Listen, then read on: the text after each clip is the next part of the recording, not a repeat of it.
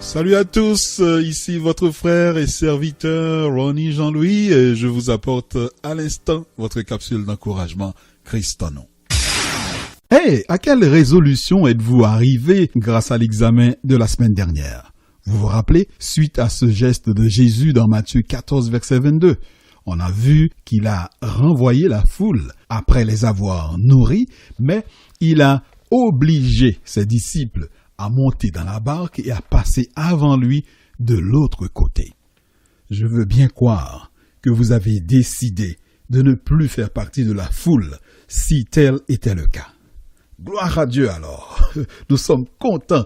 Nous sommes donc tous des disciples conscients de l'obligation qui nous est faite de grandir chaque jour dans notre ressemblance à Christ en parole et en action et de qui il exige la manifestation visible de son caractère.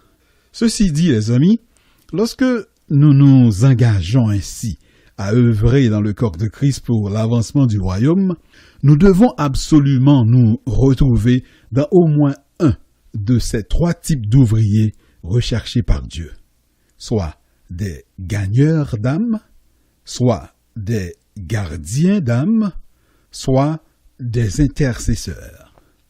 Cela veut dire que, mis à part notre implication dans un ministère quelconque dans notre église locale, notre cœur de disciple doit nous pousser au quotidien à vouloir agir, soit comme un gagneur d'âme qui, à l'instar de mon épouse, à l'instar d'un frère que je connais, Huberman, qui a compassion pour les perdus et profite de toute occasion favorable ou pas pour évangéliser quelqu'un, soit comme un gardien d'âme, et là-dessus je pense à ma sœur Malaïka, et c'est là aussi que personnellement je me retrouve, ainsi que les pasteurs. Alors les vrais pasteurs, ce sont des gens qui motivent, encouragent et désirent sincèrement voir leurs frères et sœurs en Christ croître et prospérer à tous égards.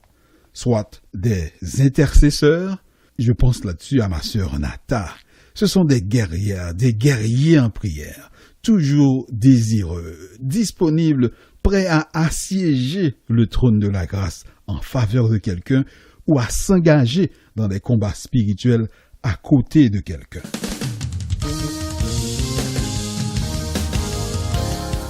Alors si, ma sœur, mon frère, vous vous retrouvez facilement dans les trois catégories en même temps, hey, gloire à Dieu, je bénis le nom du Seigneur pour vous. Continuons à faire fi de notre appartenance religieuse.